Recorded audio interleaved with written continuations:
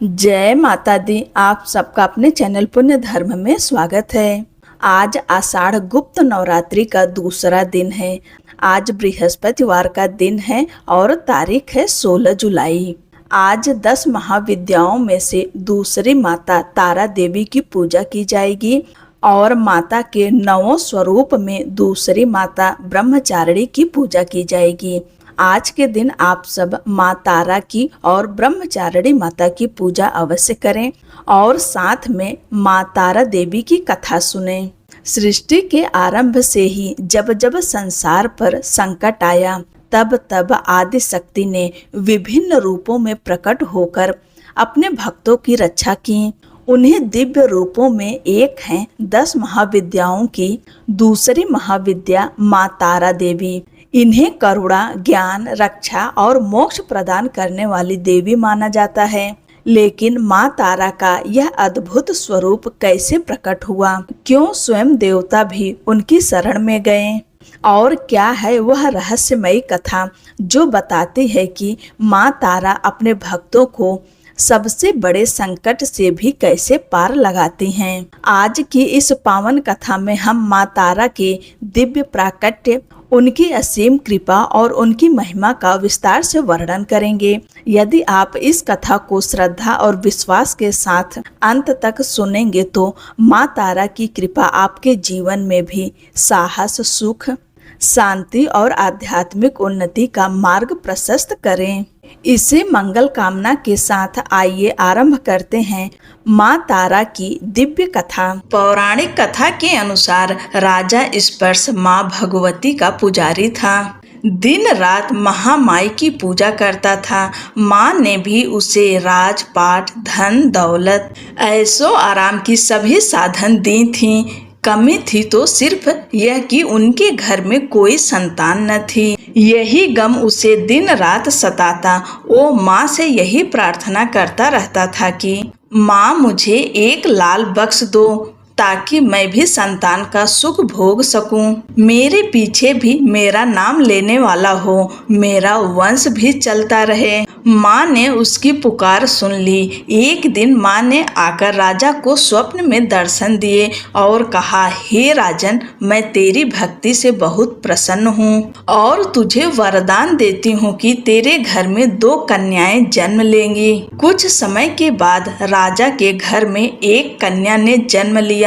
राजा ने अपने राज दरबारियों को बुलाया, पंडितों व ज्योतिषियों को बुलाया और बच्चे की जन्म कुंडली तैयार करने का हुक्म दिया। पंडित तथा ज्योतिषियों ने उस बच्चे की जन्म कुंडली तैयार की और कहा, हे राजन, यह कन्या तो साक्षात देवी है। यह कन्या जहाँ भी कदम रखेगी वहाँ खुशियाँ ही खुशियाँ होगी। यह कन्या भी भगवती की पुजारिन होगी। उस कन्या का नाम तारा रखा गया। थोड़े समय के बाद राजा के घर वरदान के अनुसार एक और कन्या ने जन्म लिया। मंगलवार का दिन था। पंडितों और ज्योतिषियों ने जब जन्म कुंडली तैयार की तो उदास हो गए। राजा ने उदासी का कारण पूछा तो वे कहने लगे, महाराज, यह कन्या आपके लिए शुभ नहीं है। राजा ने उदास होकर ज्योतिषियों से पूछा कि मैंने ऐसे कौन से बुरे कर्म किए हैं जो कि इस कन्या ने मेरे घर में जन्म लिया है। उस समय ज्योतिषियों ने अपनी ज्योतिष लगाकर बताया। कहने लगे कि ये दोनों कन्याएं जिन्होंने आपके घर में जन्म लिया है, पिछले जन्म में राजा इंद्र की अप्सराएं थीं। इन्होंने सोचा कि हम भी मृत्यु लोक में भ्रमण करें तथा देखें कि मृत्यु लोक पर लोग किस तरह रहते हैं। दोनों ने मृत्यु लोक पर एकादशी का व्रत रखा। बड़ी बहन का नाम तारा था, छोटी बहन का नाम रुकमन। बड़ी बहन तारा ने अपनी छोटी बहन से कहा कि रुकमन, आज एकादशी का व्रत है, हम लोगों को आज भोजन नहीं खाना है, तू बाजार जाकर फल ले आ। रुकमन बाजार फल लेने के लिए गई। वहाँ उसने मछली के पकौड़े बनते देखे। उसने अपने पैसों के तो पकौड़े खा लिए तथा तारा के लिए फल लेकर वापस आ गई। फल उसने तारा को दे दिए। तारा ने पूछा कि तू अपने लिए फल क्यों नहीं लाई?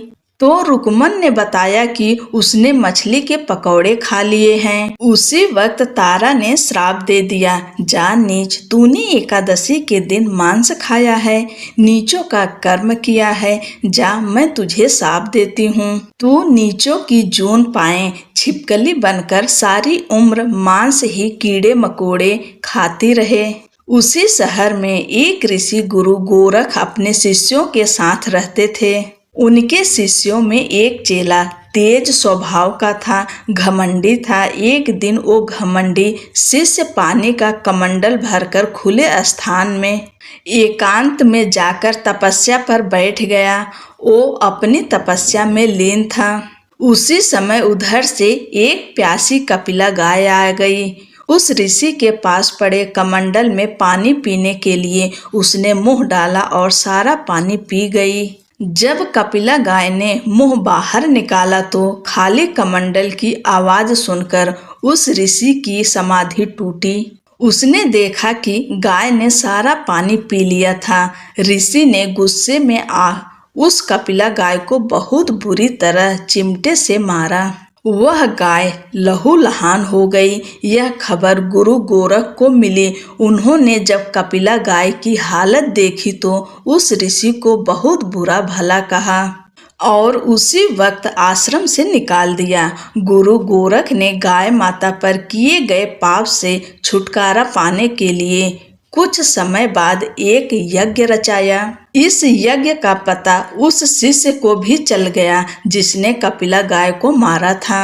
उसने सोचा कि वह अपने अपमान का बदला जरूर लेगा। यज्ञ शुरू हो गया। उस चेले ने एक पंछी का रूप धारण किया और चोंच में सर्प लेकर भंडारे में फेंक दिया, जिसका किसी को पता न चला। एक छिपकली जो पिछले जन्म में तारा देवी की छोटी बहन थी तथा बहन के शाप को स्वीकार कर छिपकली बनी थी, सर्प का भंडारे में गिरना देख रही थी। उसे त्याग व परोपकार की शिक्षा अब तक याद थी। वह भंडारा होने तक घर की दीवार पर चिपकी रही और समय की प्रतीक्षा करती रही।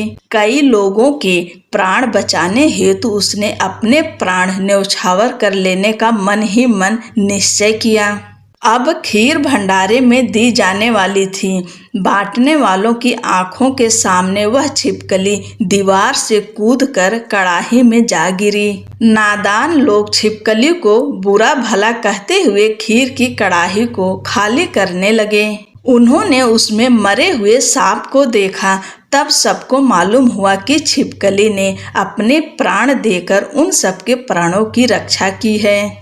उपस्थित सभी सज्जनों और देवताओं ने उस छिपकली के लिए प्रार्थना की कि उसे सब योनियों में उत्तम मनुष्य जन्म प्राप्त हो तथा अंत में वह मोक्ष को प्राप्त करे। तीसरे जन्म में वह छिपकली राजा स्पर्श के घर कन्या जन्मी। दूसरी बहन तारा देवी ने फिर मनुष्य जन्म लेकर तारामती नाम से अयोध्या के प्रतापी राजा हरिश्चंद्र के साथ विवाह किया। राजा स्पर्श ने ज्योतिषियों से कन्या की कुंडली बनवाई। ज्योतिषियों ने राजा को बताया कि कन्या आपके लिए हानिकारक सिद्ध होगी, शकुन ठीक नहीं है, अतः आप इसे मरवा दीजिए। राजा बोले, लड़की को मारने का पाप बहुत बड़ा पाप है, मैं उस पाप का भार नहीं बन सकता। तब ज्योतिषियों ने विचार करके राय दी कि हे राजन, आप एक लकड़ी के संदूक में ऊपर से सोना चांदी आदि जड़वा दें, फिर उस संदूक के भीतर लड़की को बंद करके नदी में प्रवाहित कर दीजिए। सोने चांदी से जड़ा हुआ संदूक अवश्य ही कोई लालच से निकाल लेगा और आपकी कन्या को भी पाल लेगा। आपको किसी प्रकार का पाप न लगेगा। ऐसा ही किया गया और नदी में बहता हुआ संदूक काशी के समीप एक भंगी को दिखाई दिया। वह संदूक को नदी से बाहर निकाल लाया। उसने जब संदूक खोला तो सोने चांदी के अतिरिक्त अत्यंत रूपवान कन्या दिखाई दी। उस भंगी के कोई संतान नहीं थी। उसने अपनी पत्नी को वह कन्या लाकर दी तो पत्नी की प्रसन्नता का ठिकाना न रहा। उसने अपनी संतान के समान ही बच्ची को छाती से लगा लिया। भगवती की कृपा से उसके स्तनों से दूध उतर आया। पति पत्नी दोनों ने प्रेम से कन्या का नाम रुक्को रख दिया। रुक्को बड़ी हुई, उसका विवाह हुआ। रुक्को की सास महाराजा हरिश्चंद्र के घर सफाई आदि का काम करने जाया करती थी। एक दिन वह बीमार पड़ गई। रुक्को महाराजा हरिश्चंद्र के घर काम करने के लिए पहुंच गई। महाराज की पत्नी तारामती ने जब रुक्को को देखा तो वह अपने पूर्व जन्म के पुण्य से उसे पहचान गई। तारामती ने रुक्को से कहा, हे बहन, तुम मेरे यहाँ निकट आकर बैठो। महारानी की बात सुनकर रुक्को बोली, रानी जी, मैं नीच जात की भंगिनी हूँ, भला मैं आपके पास कैसे बैठ सकती हूँ। तब तारामती ने कहा, बहन, पूर्व जन्म में तुम मेरी सगी बहन थी। एकादशी का व्रत खंडित करने के कारण तुम्हें छिपकली की योनि में जाना पड़ा। जो होना था सो हो चुका। अब तुम अपने इस जन्म को सुधारने का उपाय करो तथा भगवती वैष्णो माता की सेवा करके अपना जन्म सफल बनाओ। यह सुनकर रुक्को को बड़ी प्रसन्नता हुई और उसने उपाय पूछा।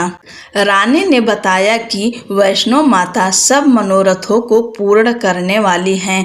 जो लोग श्रद्धा पूर्वक माता का पूजन व जागरण करते हैं उनकी सब मनोकामना पूर्ण होती है। रुक्को ने प्रसन्न होकर माता की मनौती करते हुए कहा, हे माता, यदि आपकी कृपा से मुझे एक पुत्र प्राप्त हो गया तो मैं भी आपका पूजन व जागरण करवाऊंगी। माता ने प्रार्थना को स्वीकार कर लिया।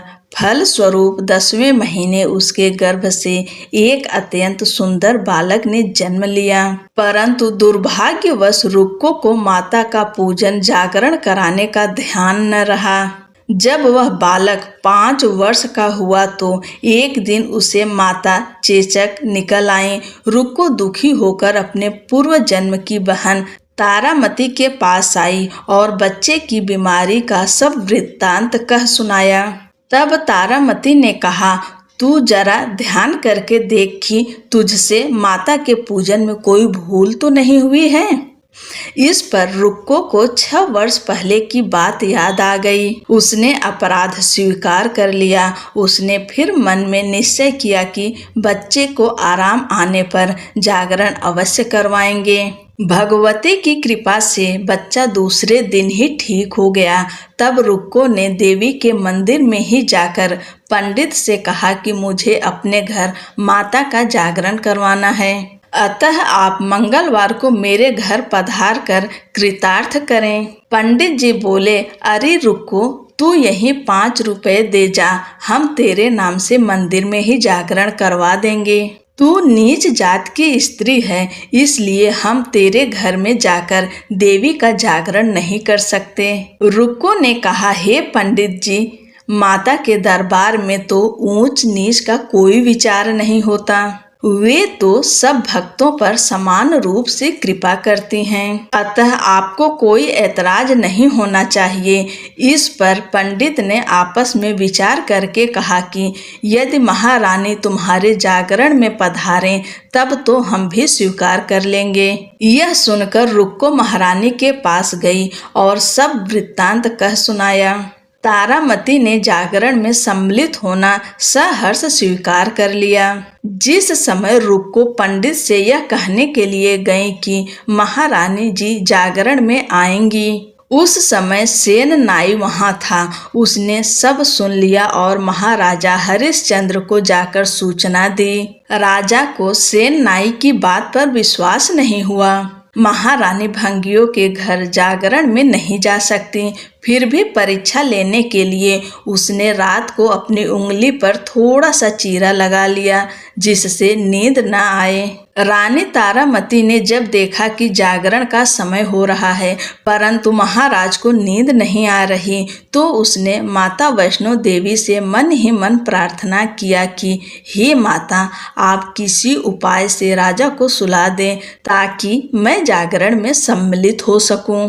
राजा को नींद आ गई। तारामती रोशनदान से रस्सा बांधकर महल से उतरी और रुक्को के घर पहुंच गईं। उस समय जल्दी के कारण रानी के हाथ से रेशमी रुमाल तथा पांव का एक कंगन रास्ते में ही गिर पड़ा। उधर थोड़ी देर बाद राजा हरिश्चंद्र की नींद खुल गई। वह भी रानी का पता लगाने निकल पड़ा। उसने मार्ग में कंगन व रुमाल देखा। राजा ने दोनों चीजें रास्ते से उठाकर अपने पास रख ली और जहां जागरण हो रहा था वहां जा पहुंचा। वह एक कोने में चुपचाप बैठकर दृश्य देखने लगा। जब जागरण समाप्त हुआ तो सबने माता की अरदास की। उसके बाद प्रसाद बांटा गया। रानी तारामती को जब प्रसाद मिला तो उसने झोली में रख लिया। यह देख लोगों ने पूछा, आपने प्रसाद क्यों नहीं खाया? यदि आप न खाएंगी तो कोई भी प्रसाद नहीं खाएगा। रानी बोली, तुमने प्रसाद दिया वह मैंने महाराज के लिए रख लिया, अब मुझे मेरा प्रसाद दे दें। अब की बार प्रसाद ले तारा ने खा लिया। इसके बाद सब भक्तों ने माँ का प्रसाद खाया। इस प्रकार जागरण समाप्त करके प्रसाद खाने के पश्चात रानी तारामती महल की तरफ चली। तब राजा ने आगे बढ़कर रास्ता रोक लिया और कहा, तूने नीचों के घर का प्रसाद खा अपना धर्म भ्रष्ट कर लिया। अब मैं तुझे अपने घर कैसे रखूं? तूने तो कुल की मर्यादा व प्रतिष्ठा का भी ध्यान नहीं रखा। जो प्रसाद तू अपनी झोली में मेरे लिए लाई है उसे खिला, मुझे भी तू अपवित्र करना चाहती है। ऐसा कहते हुए जब राजा ने झोली की ओर देखा तो भगवती की कृपा से प्रसाद के स्थान पर उसमें चंपा, गुलाब, गेंदे के फूल, कच्चे चावल और सुपारियां दिखाई दी। यह चमत्कार देख राजा आश्चर्यचकित रह गया। राजा हरिश्चंद्र रानी तारा को साथ ले महल लौट आए। वहीं रानी ने ज्वाला मैया की शक्ति से बिना माचिस या चकमक पत्थर की सहायता के राजा को अग्नि प्रज्वलित करके दिखाई, जिसे देखकर राजा का आश्चर्य और बढ़ गया। रानी बोली, प्रत्यक्ष दर्शन पाने के लिए बहुत बड़ा त्याग होना चाहिए। यदि आप अपने पुत्र रोहिताश्व की बलि दे सकें तो आपको दुर्गा देवी के प्रत्यक्ष दर्शन हो जाएंगे। राजा के मन में तो देवी के दर्शन की लगन हो गई थी। राजा ने पुत्र मोह त्याग कर रोहिताश्व का सिर देवी को अर्पण कर दिया। ऐसी सच्ची श्रद्धा एवं विश्वास देख दुर्गा माता सिंह पर सवार हो उसी समय प्रकट हो गईं और राजा हरिश्चंद्र दर्शन करके कृतार्थ हो गए। मरा हुआ पुत्र भी जीवित हो गया। चमत्कार देख राजा हरिश्चंद्र गदगद हो गए। उन्होंने विधि पूर्वक माता का पूजन करके अपराधों की क्षमा मांगी। इसके बाद सुखी रहने का आशीर्वाद दे माता अंतर्ध्यान हो गईं। राजा ने तारा रानी की भक्ति की प्रशंसा करते हुए कहा, तारा, तुम्हारे आचरण से अति प्रसन्न हूँ। मेरे धन्य भाग जो तुम मुझे पत्नी रूप में प्राप्त हुई। आयु पर्यंत सुख भोगने के पश्चात राजा हरिश्चंद्र, रानी तारा एवं रुक्मन भंगिनी तीनों ही मनुष्य योनि से छूटकर देवलोक को प्राप्त हुए। माता के जागरण में तारा रानी की कथा को जो मनुष्य भक्ति पूर्वक पढ़ता या सुनता है उसकी सभी मनोकामनाएं पूर्ण होती हैं, सुख समृद्धि बढ़ती है, शत्रुओं का नाश होता है। इस कथा के बिना माता का जागरण पूरा नहीं माना जाता है। पूरी कथा सुनने के लिए आप सभी का दिल से धन्यवाद। माता रानी की कृपा से कथा पूर्ण रूप से समाप्त हुआ। आप सभी को गुप्त नवरात्रि की ढेर सारी शुभकामनाएं। बोलो माता तारा रानी की जय, अम्बे मात की जय।